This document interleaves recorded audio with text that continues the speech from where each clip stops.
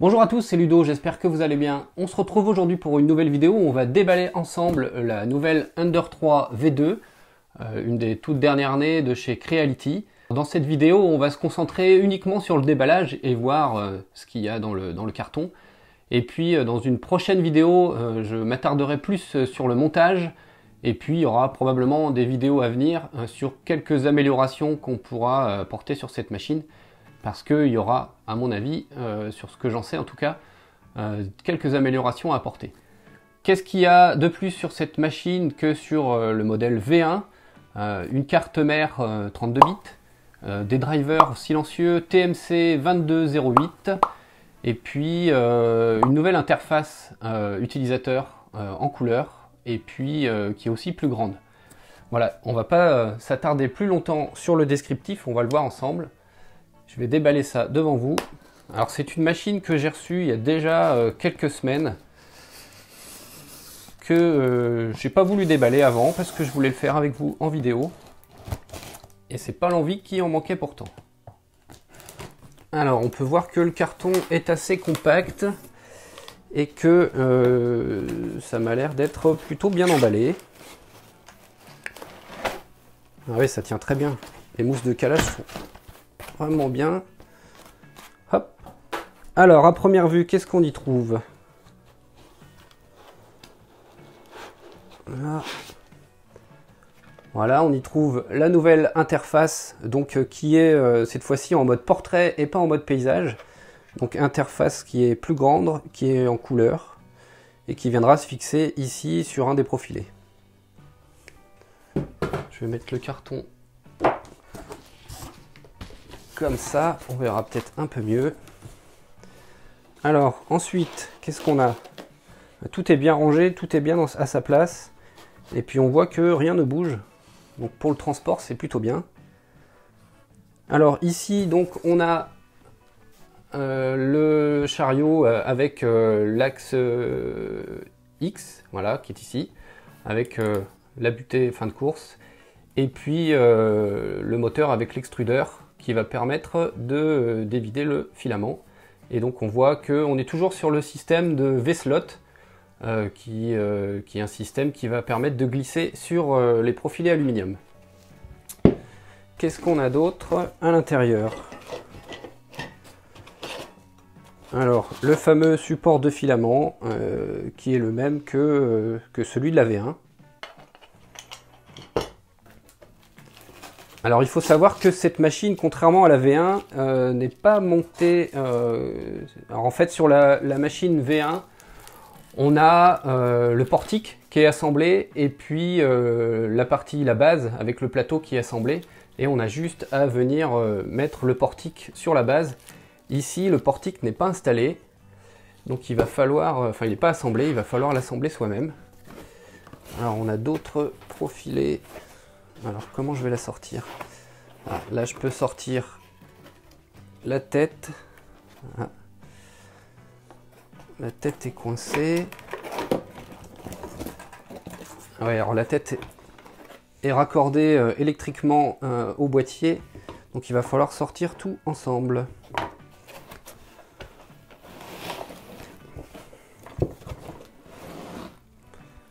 Et ben voilà, on a déjà tout.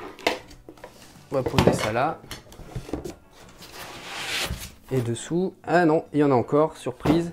Donc on a d'autres profilés pour le montage du portique. On a le moteur de l'axe Z avec un coupleur semi-rigide. Voilà, ici. On a donc la deuxième partie de l'axe X. Voilà, qui va translater selon l'axe Z et qui va permettre de maintenir l'axe X. Je ne sais pas si c'est bien clair. Le cordon d'alimentation. On a ensuite une pochette avec de l'outillage, des serre-câbles.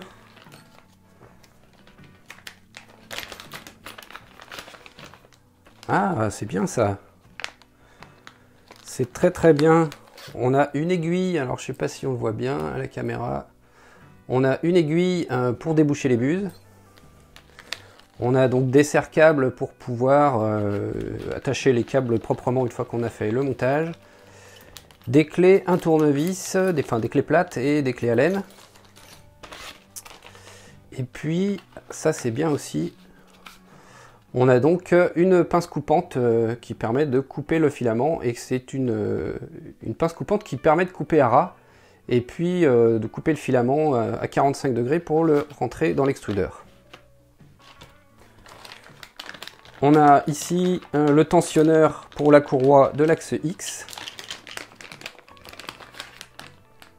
Voilà, donc c'est en plastique, mais bon, ça a l'air plutôt solide. On verra ça au montage. Et puis la vis pour pouvoir le visser sur le profilé aluminium. On a une petite spatule de 38 mm avec un petit biseau qui a l'air bien. On essaiera ça pour décoller les prints. Emballage.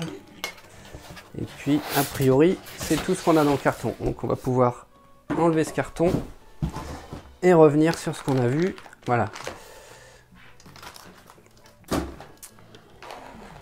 Donc ici on a la base avec un plateau en verre un peu type ultra base, ultra base pour les anglophones. Qu'est-ce qu'on peut dire de plus? Alors, on voit que là ils ont sécurisé le raccordement électrique du plateau chauffant avec un petit support en plastique qui va éviter que ça s'arrache. Et puis par contre, ce qui est dommage, je sais pas si on voit bien à la caméra ici, c'est que les soudures du plateau sont apparentes, donc on peut mettre les doigts dessus. Ça aurait été bien que ce soit un peu calfeutré. On a une autre pochette ici. Alors ça c'est un bon point pour Creality. Alors on a une bobine de filament. Alors je sais pas quelle marque ni quelle quantité. On a un lecteur de carte micro SD vers USB. On a les raccords pneu fit pour aller sur la tête, la tête d'extrusion et puis sur l'extrudeur. Des caches pour cacher les côtés des profilés aluminium. Des vis, des écrous marteaux pour aller sur les rails. La courroie de l'axe X. Le end stop. Alors le end stop de l'axe Z. Ah, ça c'est bien. Ils ont fait une petite poignée qui permet de pouvoir extruder manuellement le filament. C'est pratique quand on l'insère dans l'extrudeur. Et puis de la visserie pour pouvoir monter le châssis. Et on peut voir que tout est repéré. M5 par 45, M4 par 16. Donc on verra dans la notice. Je pense que tout est inscrit. Voilà, alors on voit le nouveau design de la tête de Creality. Avec ça, c'est aussi un bon point.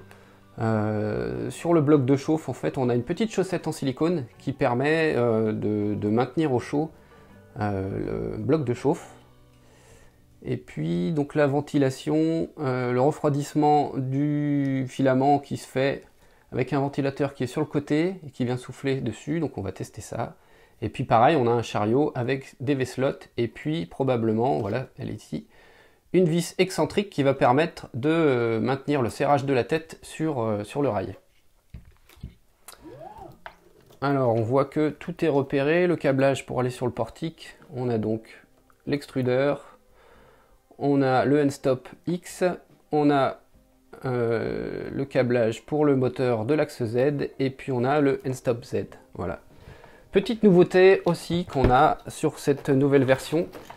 Donc là on voit qu'on a le tensionneur de la courroie de l'axe Y qui a l'air plutôt bien tendu. Ça c'est plutôt un bon point. Et ils ont rajouté, alors là c'est pour l'écran, ils ont rajouté une petite boîte à outils. Alors je ne sais pas comment elle s'ouvre. Voilà, il suffit juste de tirer. Donc ils ont rempli l'espace vide entre les différents profilés avec une boîte à outils, ce qui est vraiment pratique parce qu'on est tout le temps en train de chercher soit une pince, soit une pince Bruxelles, soit une pince coupante. Alors là j'ai un petit bout de plastique qui est tombé. Je sais pas d'où il vient, ça a l'air cassé. Mince. Ben, on regardera plus tard, je sais pas d'où ça peut venir. Voilà, et on peut voir sous la machine. Alors sur la caméra du dessus, voilà, tout est caréné, tout est bien enfermé. Donc ici on a le bloc alimentation et ici on doit sûrement avoir la carte mère. Alors je pose ça doucement sur le plateau. Alors je ne sais pas si vous voyez, c'est un plateau en 24 volts. Alors ouais, bon, on le voit pas ici, mais en fait c'est écrit 220 watts 24 volts. Alors j'ai quand même envie de voir avant de faire le montage ce qu'il y a dedans. Donc on sait que Creality a mis une carte mère en 32 bits. Alors sur ce que j'en sais, c'est que c'est une carte mère propriétaire comme Creality a l'habitude de faire, avec des drivers TMC 2208 qui sont des drivers réputés comme étant silencieux. Donc on devrait avoir une machine, alors il faut que je trouve la bonne clé, qui devrait être plus silencieuse que sa petite sœur, la V1, c'est pas la bonne. Voilà, hop.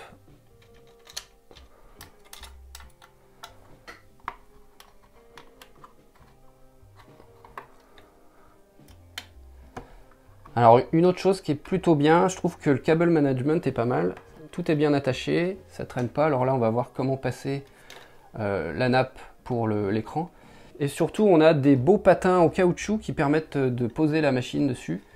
Donc je pense que ça va amortir un peu et puis ça évite aussi que la machine glisse sur une surface un peu lisse. Alors qu'est-ce qu'on a d'autre ici pour démonter ?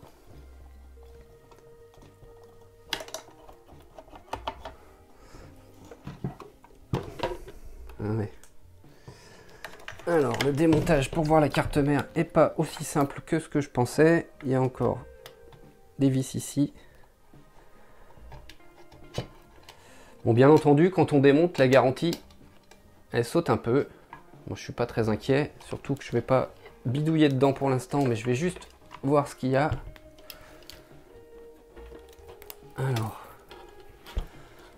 voilà, donc on a bien une carte propriétaire de chez Creality. Je vais vous montrer sur cette caméra. Voilà, on a bien écrit Creality. Donc les drivers TMC 2208, alors on peut pas le vérifier, mais je vais faire confiance. Alors par contre, ce sont des drivers intégrés. Ce ne sont pas des drivers remplaçables, donc vous ne pourrez pas upgrader votre machine avec des 2209 ou autres. Mais bon, c'est ce que Creality a l'habitude de faire. Et on voit qu'il n'y a que 4 drivers, donc vous ne pourrez pas mettre un deuxième axe Z ou une deuxième couleur avec un deuxième extrudeur. Si vous voulez mettre un deuxième axe Z, il faudra un câble de couplage qui permettra sur une seule et même sortie driver moteur de raccorder un deuxième moteur. Alors, un petit défaut qu'on voit souvent sur les Creality, qu'il va falloir corriger ici, quoique ça va. En fait, ils ont tendance à étamer leur bout de fil et pas à mettre des embouts de câble, ce qui fait que on a parfois, on peut avoir accès malencontreusement au bout des fils et puis de se prendre une châtaigne ou alors créer un petit courju. Ça, je ferai peut-être une modif. Mais j'en parlerai un peu plus dans une prochaine vidéo. Alors, qu'est-ce qu'on a d'autre? On voit que, je vous montrerai sur une autre caméra la vue, mais en fait, on a l'air d'avoir un autre connecteur de disponible.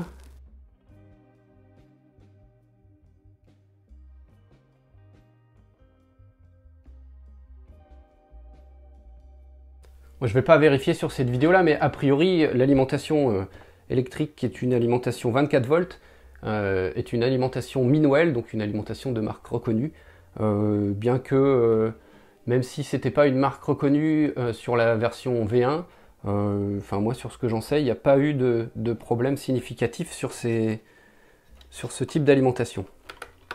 Peut-être même qu'elles sont fabriquées dans la même usine et qu'elles sont juste brandées soit Minwell, soit sans marque. Alors il y a aussi la notice dont je ne vous ai pas parlé. Voilà, donc qui est une notice qui a l'air assez complète en couleur. Par contre, c'est de l'anglais et du chinois, mais je pense que c'est assez clair pour qu'il n'y ait pas à se tromper. Tout est bien détaillé sur le montage. Voilà, comme vous pouvez voir, l'interface utilisateur. Donc on voit qu'elle est en couleur et sur le format portrait, pardon. On explique ici comment faire le nivellement du plateau, comment insérer le filament, le slicer à utiliser. Donc je sais pas ce que c'est comme slicer. Ah bah c'est le Creality Slicer, voilà. Creality a développé un slicer qui est basé sur Cura, il me semble, je suis pas certain. Voilà, et ici on a le détail de la carte. Donc la carte c'est la 4. Que je dise pas de bêtises, 4.2.2. Alors là ils ont caché le détail et on voit qu'en fait il y a un connecteur disponible pour mettre un détecteur de fin de filament. Et puis ici, alors ils n'ont pas noté, si voilà, un port de 5 pins donc qui est réservé pour un BL Touch. Donc ce sera deux améliorations déjà possibles qu'on mettra sur cette machine. Ce sera un détecteur de fin de filament et pour ça j'utiliserai le détecteur de fin de filament. Alors je vais vous le chercher.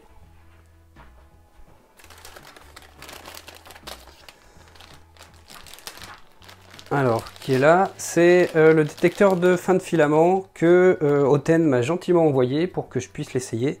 Et donc je l'essaierai sur cette machine. Donc il m'avait envoyé un adaptateur pour la version 1, mais je ne vais pas l'utiliser.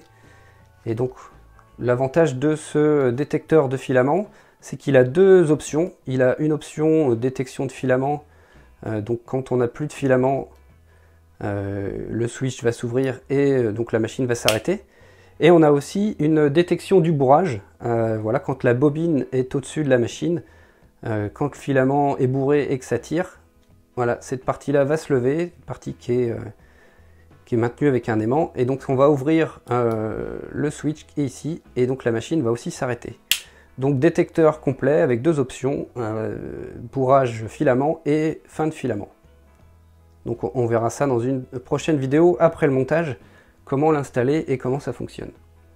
Voilà ce que je peux dire aujourd'hui au déballage de cette machine. Alors j'ai pu voir dans d'autres vidéos d'autres youtubeurs sur internet que il pouvait y avoir un problème sur la découpe des profilés aluminium, qu'ils n'étaient pas toujours coupés à l'équerre et que ça pouvait... d'ailleurs, voilà, on a la tige trapézoïdale qui était cachée dans un des profilés, qui est bien protégée avec une gaine en plastique. Ce que je disais, c'est que parfois on pouvait avoir des profilés aluminium qui n'étaient pas coupés à l'équerre, ce qui fait qu'on peut se retrouver avec un portique qui est un peu en porte-à-faux vers l'avant ou vers l'arrière, et ça peut poser problème sur la qualité des impressions. Mais ça, on le verra au montage. Voilà, je pense avoir fait le tour de la machine. Si jamais vous avez des questions, vous pouvez les poser en commentaire. Si vous avez aimé cette vidéo, vous pouvez toujours mettre un like et vous abonner à la chaîne. Ça m'aidera à progresser et à faire grandir cette chaîne. On se retrouve bientôt pour une prochaine vidéo où on fera le montage de cette machine et les premiers tests d'impression. D'ici là, prenez soin de vous, portez-vous bien et n'oubliez pas, c'est en faisant qu'on apprend.